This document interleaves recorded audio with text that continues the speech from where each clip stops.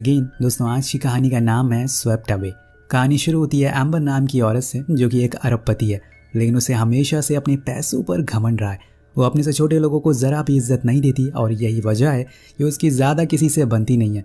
एक दिन एम्बर और उसके साथ वाले लोग प्राइवेट जेट से एक बीच पर जाते हैं और वहाँ पर ये शिप से कुछ दिन के लिए स्टे करेंगे। अब कैप्टन सभी लोगों से हाथ मिलाता है और उन्हें अच्छे से ग्रीट करता है, लेकिन एम्बर उन्हें ज़्यादा भाव नहीं देती है और बिना हाथ मिलाए ही अंदर चली जाती है। जैसे कि हम उसका नेचर जानते हैं, उसी दौरान हम माइक नाम के आदमी को भी देखते हैं जो उसी शिप में क्लीनिंग का काम करता है। वो एम्बर से कुछ खास खुश नहीं था। उसने आते ही सबको ऑर्डर देना शुरू कर दिया था। अब माइक भी उसके सामान को लेकर उसके पीछे पीछे रूम तक जाता है और फिर वापस जाने लगता है, लेकिन एम्बर उसे रोक कर कहती है कि क्या इस शिप में जिम है। वो मना करता है, लेकिन कुछ देर बाद वो कार्डियो साइकिल ला कर देता है और कहता है कि मैम आप इसे इस्तेमाल कर सकती हैं।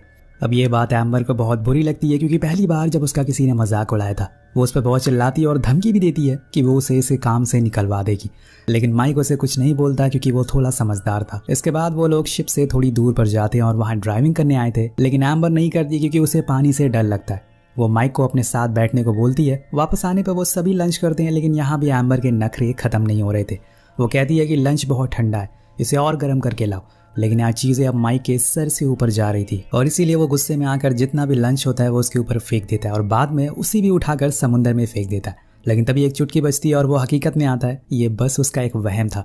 अगर उसने ऐसा कुछ किया तो पहले तो उसकी जॉब जाएगी और फिर हो सकता है कि एम्बर उसे बर्बाद भी कर दे। यही कारण है कि वो चुपचाप जाकर अपने दोस्तों को लंच गर्म करने को कहता है। अब ऐसे ही एम्बर के नखरे झेलते झेलते कई दिन हो जाते हैं। फिर एक दिन शिप में कुछ दिक्कत आती तो वो माइक से कहती है कि उसे फिशिंग करने जानी है। वो उसे बताता है कि मैम ऐसा करना खतरे से खाली नहीं होगा क्योंकि मौसम खराब होते हुए दिख रहा है और ऐसे में बाहर जाना सही नहीं है। लेकिन एम्बर एक नंबर की जिद्दी थी, वो नहीं मानती और कहती है कि मुझे एक छोटी सी बोट चाहिए जिस पर बैठकर हम यहाँ से दूर जाकर फिशिंग कर सकें। तो माइक को एक बोट का इंतजाम करना पड़ता है जिसे लेकर वो शिप से दूर जाने लगते हैं, जहाँ पर उन्हें कुछ मछलियाँ मिल सकती हैं। लेकिन इन्हें इस बात का जरा भी अंदाजा नहीं है कि आने वाले जितने भी दिन होंगे इनके लिए वो हमेशा के लिए यादगार हो जाएंगे। अब कुछ देर के बाद ये लोग फाइनली उस जगह पर पहुंचते हैं जहाँ से माइक को लगता है कि अब यहाँ पे फिश पकड़ी जा सकती है, लेकिन एम्बर उसे और आगे जाने को कहती है। वो फिर से बोट स्टार्ट करता है, लेकिन अब वो शुरू होने के नाम ही नहीं ले रही थी। कुछ देर कोशिश करने के बाद माइक को पता चलता है कि इसमें तो पेट्रोल ही खत्म हो चुका है। अब जब ये बात एम्बर को पता चलती है तो वह आग बबूला हो जाती है और माइक पर चिल्लाती है। अब इसमें तो माइक की ही गलती थी, क्योंकि यार फ्यूल तो चेक करके लाना चाहिए था। लेकिन वो कहता है कि इसमें मेरी कोई गलती नहीं है, इसमें तुम्हारी गलती है। मैंने तुमसे पहले ही कहा था कि मुझे कुछ सही नहीं लग रहा है, हमें वापस जाना चाहिए, लेकिन तुमने मेरी बात नहीं सुनी और अब भुगतो। अब यहाँ वो चुप रहने का नाम ही नहीं ले रही थी, इसलिए माइक खुद ही चुप हो जाता है और साइड में जाकर बैठ जाता है। कुछ देर बाद एम्बर का गुस्सा शांत होता है तो वो उसे बताता है कि हमारे पास अब कोई रास्ता नहीं है सिवाय किसी शिप के इंतजार करने के, अब जो कि इस बोट पर पैडल भी नहीं है जिससे कि हम थोड़ी दूर वापस जा सकें। अब वो दोनों उसी जगह पर बैठ जाते हैं और अब इनके पास इंतजार करने के अलावा कोई चारा नहीं है। ऐसे ही करते करते रात हो जाती है और फिर सुबह, लेकिन कोई फायदा नहीं होता। दोनों ऐसे ही बीच समुंदर में अपनी छोटी सी बोट पर बैठे रहते। अब इन्हें यहाँ पूरे 6 दिन बीत चुके हैं पर कोई मदद के लिए नहीं आया। इन्होंने कई दिनों से कुछ खाया भी नहीं है। जो भी खाने का सामान था एम्बर अपने साथ लाई थी वो तो कब का खत्म हो चुका है। लेकिन जैसे जैसे दिन बीत रहे हैं इन लोगों की दिक्कतें बढ़ती जा रही थी। इसी वजह से एक दिन एम्बर गुस्से में उठती है और माइक पर ही चिल्लाने लगती है। तभी उसे एक बंदूक मिल जाती है, पर उसे लगता है कि ये किसी तरह की फ्लेयर है, इसलिए वो चलाने लगती है। लेकिन माइक उसे बताता है कि जो तुम ये समझ रही हो वो चीज नहीं है, लाओ मुझे वापस कर दो। और इसी हाथापाई में गोली चल जाती है जो सीधा बोट पर लगती है, जिससे अब धीरे धीरे इनकी बोट की हवा निकल रही है, जिसकी वजह से एक हिस्सा पानी में डूबने लगा है। वेल अभी तक इनकी मुसीबतें कम थी, ये और आ गई थी। उसी रात तेज बारिश होती है और तूफान भी आता है। दोनों उस बोट को पकड़कर जैसे तैसे सरवाइव कर लेते हैं। जब सुबह होती है तो उनकी किस्मत चमक चुकी थी, क्योंकि सामने एक आइलैंड था। फाइनली दोनों बोट को हाथ पैर मारते हुए उस आइलैंड तक पहुंचते हैं। लेकिन वहां पहुंचते ही माइक कहता है कि अब एडवेंचर खत्म हुआ। तो एम्बर कहती है कि हाँ, अब तुम्हारा एडवेंचर शुरू होगा, क्योंकि जब मेरा लॉयर तुम्हें जेल भेजेगा। लेकिन अब माइक को पता था कि यहाँ से निकलना इतना आसान नहीं है। पहले तो इन्हें लगता है कि जरूर इस आइलैंड पर कोई होगा, लेकिन थोड़ा छानबीन करने के बाद इन्हें पता चलता है कि ये बुरी तरह से एक डिजर्ट आइलैंड पर फंस चुके हैं। एम्बर का ऐसा बर्ताव देखकर वो उसे वहीं छोड़कर अपने रास्ते निकल जाता है और कहता है तुम्हें मेरे से ज़्यादा दिक्कत है ना, तो आज से हम लोग अपने अपने रास्ते निकल जाते हैं। वहीं माइक अब उस आइलैंड पर कुछ हेल्पफुल चीज़ें ढूंढने लग जाता है, जिससे कि उसका थोड़े दिन तो गुजारा हो जाए। शुरुआत में उसे कुछ नहीं मिलता, लेकिन कुछ ही देर बाद उसे एक झोपड़ी मिल जाती है और कुछ बॉटल्स भी, जो किसी इंसान की थी, शायद पहले यहाँ पर वो भी फंसा हो। अब यहाँ उसके रहने का इंतजाम तो हो गया था, इसके बाद उसे अपने खाने का जुगाड़ करना पड़ेगा। अब पास में ही समुंदर था तो उसे ज्यादा ढूंढने की जरूरत नहीं है, लेकिन उसे थोड़ी मेहनत तो करनी पड़ेगी। इसलिए वो सबसे पहले एक नुकीले हथियार बनाता है जिससे कि वो फिश को पकड़ सके, और फिर बड़ी चालाकी से एक फिश को पकड़ लेता है और आकर उसे घर के पास आग जलाता है और आराम से खाने लगता है। वहीं दूसरी ओर एम्बर ने पूरे आइलैंड का चक्कर लगा लिया था, लेकिन उसे कहीं कुछ दिखाई नहीं दे रहा था। उसने अपनी पूरी जिंदगी एक एसी रूम में बिताई थी और एक चुटकी बजाने से उसे सब कुछ मिल गया था। लेकिन यहाँ पे उसे अपना गुजारा करने के लिए उसे अपने साहस और दिमाग की जरूरत पड़ने वाली है, जो कि उसके पास है ही नहीं। असल में दोस्तों, आपको इस कहानी में दो पहलू देखने को मिलेंगे। पहला ये कि कैसे एक गरीब आदमी अपनी जरूरतों को पूरा करने के लिए कोशिश करता है। अब इतनी देर चलने के बाद एम्बर थक कर वहीं बैठ जाती है। तभी उसकी नज़र माइक पर पड़ती है, जो आराम से फिश खा रहा था। उसे देखकर एम्बर को जलन होने लगती है, लेकिन उसे भूख भी लगी थी, इसलिए अब उसे ईगो छोड़कर माइक से खाने की रिक्वेस्ट करनी होगी, क्योंकि अगर वो ईगो में रही तो भूखी मारी जाएगी। वो उसके पास जाती है और रिक्वेस्ट करती है कि एक मछली मुझे दे दो, लेकिन वो मना कर देता है क्योंकि उसमें जो उसके साथ शिप पर किया था वो अभी भूला नहीं है और अब वो इतनी आसानी से उसे खाना तो नहीं देने वाला है। वो जाने लगता है, लेकिन गुस्से में एम्बर उस पर मिट्टी फेंक देती है और ये माइक से बर्दाश्त नहीं होता। वो सीधा एक उसे चाटा जड़ देता है और कहता है कि अगर तुम्हें खाना चाहिए तो मेरी कुछ शर्तें हैं जो तुम्हें माननी होंगी। पहली शर्त कि तुम दोबारा मेरी बेइज्जती नहीं करोगी। दूसरी, यहाँ बॉस मैं हूँ, अगर तुम्हें कुछ चाहिए तो तुम्हें उसे कमाना होगा। तीसरा ये कि अब से तुम मेरे सारे कपड़े धोगी और मुझे मास्टर कहकर पुकारोगी। मतलब दोस्तों, माइक उसे सही बदला ले रहा है। अब एम्बर मान जाती है क्योंकि उसके पास कोई ऑप्शन नहीं था, इसलिए अब उसके सारे काम करने लग जाती है, लेकिन गुस्से में। अब माइक मछलियां पकड़ कर लाता है और वो उसे बनाती है। इसके बाद वो उसके कपड़ों को भी धोती है और कुछ दिन ऐसे ही बीत जाते हैं। वो आग भी जलाना सीख गई थी, लेकिन माइक बहुत ही रूड बिहेव करता है उससे एम्बर के लिए।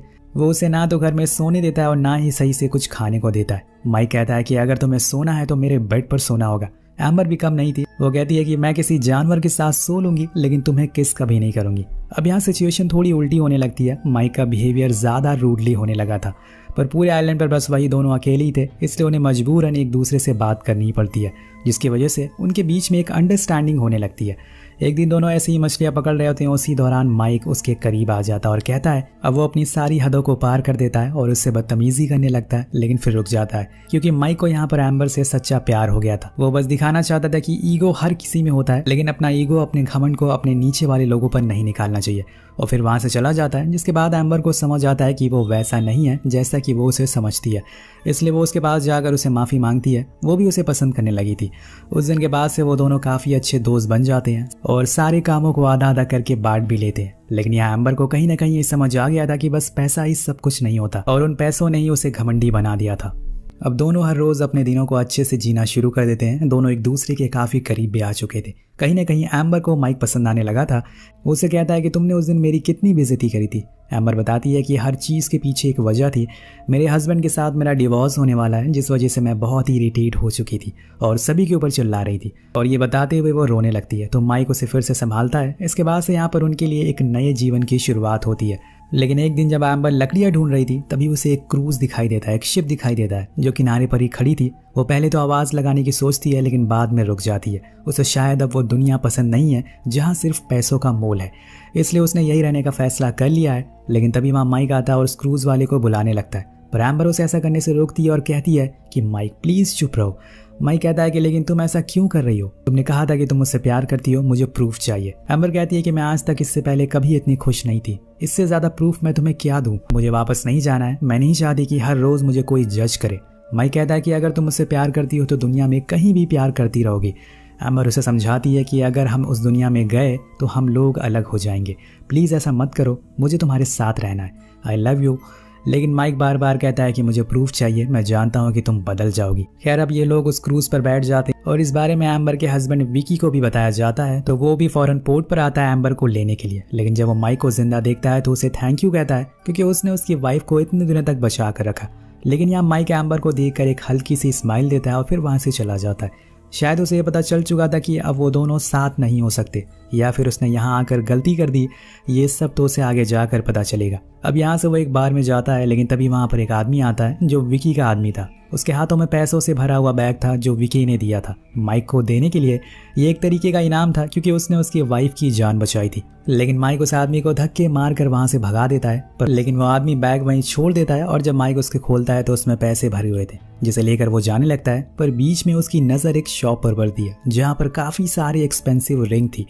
माइक उन्हीं पैसों से एक रिंग लेता है, यानी कि उसने फैसला कर लिया है कि वो अब एम्बर से शादी करके रहेगा और इसीलिए वो उसे कॉल लगाता है। एम्बर से कहता है कि मैं तुम्हें बहुत मिस कर रहा हूँ। वो कहती है कि तुम्हें जो भी फैसला लिया है मैं वो करने को तैयार हूँ, बस वो हमारे लिए सही होना चाहिए। अगर तुम चाहते हो कि हम दोनों साथ रहें तो एक लेटर लिखो, मेरे होटल के रिसेप्शन पर छोड़ दो एम्बर के नाम से। तो वो मान जाता है और फिर वो उस लेटर में लिखता है कि मैं तुम्हारा कोस्ट गार्ड पर वेट करूंगा, जैसे ही तुम्हें ये लेटर मिले अपना सामान लेकर यहाँ आ जाना। जिसके बाद हम लोग ये सब छोड़कर लंदन चले जाएंगे और अपनी नई जिंदगी की शुरुआत करेंगे। अब वो उस लेटर को रिसेप्शन पर छोड़ देता है, लेकिन उसकी किस्मत शुरू से ही खराब थी क्योंकि सुबह एम्बर से पहले वहाँ विकी आ जाता है और वो रिसेप्शन पर पड़े हुए लेटर को देख लेता है और सब कुछ समझ जाता है कि आखिर इतने दिनों तक वहाँ पर चला क्या था। इसलिए वो उसी समय एम्बर से कहता है कि चलो हमें न्यूयॉर्क के लिए निकलना है। उसे तो पता था कि माइक ने उस लेटर को लिखा होगा, लेकिन अभी तक वो आया क्यों नहीं, इसी सोच में वो डूबी रहती है। पर कुछ ही देर बाद वो चॉपर में बैठ जाते हैं और तभी भागते हुए एक लड़का आता है। उसके हाथ में एक लेटर था जो एम्बर के लिए था। वो जब उसे खोलती है तो वह असल में माइक का लेटर था, जिसमें लिखा था कि मैं तुमसे कोई प्यार नहीं करती, वो जो कुछ उस आइलैंड पर हुआ था वो बस एक टाइम पास था। लेकिन रुकिए दोस्तों, जरा ये लेटर असल में माइक ने नहीं बल्कि विकी ने लिखा है और उसने उस लड़के से एम्बर को देने को कहा था, जिससे कि उसे ये लगे कि माइक उसे कभी प्यार ही नहीं करता और उसे धोखा देना चाहता है। और यहाँ एम्बर को इस बात पर यकीन हो जाता है कि माइक सच बोल रहा है, उस लेटर में जो भी लिखा है वो सच है। वो पूरी तरह से टूट जाती है। लेकिन वहाँ दूसरी ओर जब माइक को पता चलता है कि एम्बर न्यूयॉर्क जाने वाली है, उसे ये लगने लगा था कि शायद वो उसे प्यार ही नहीं करती, लेकिन वो उसे एक आखिरी बार देखना चाहता था। इसलिए वो भागते हुए उसके पास जाता है, पर तब तक उसके प्यार उसकी एम्बर जा चुकी थी। वो चीखता है, चिल्लाता है, लेकिन एम्बर नहीं रुकती है और उसकी नज़रों से दूर हो जाती है। वो उसकी तरफ वही रिंग फेंकता है, पर वो जाकर समुंदर में गिर जाती है और दोनों की कहानी अधूरी रह जाती है। दोनों पूरी उम्र इसी सवाल में जीते रहेंगे और फंसे रहेंगे कि आखिर उसने ऐसा क्यों किया। इसीलिए कहते हैं कि समय का कोई भरोसा नहीं है, कब वो आपके दुश्मन को आपका हमसफर बना देगा और कब आपके चाहने वालों को आपका दुश्मन। इन दोनों के साथ भी वही हुआ। इन्होंने कभी नहीं सोचा था कि इस तरह से इनकी कहानी का अंत होगा। तो आपको इनकी कहानी कैसी लगी नीचे कमेंट करके जरूर बताओ और मिलते हैं आपसे अगली वीडियो में। Thank you so much watching, peace out.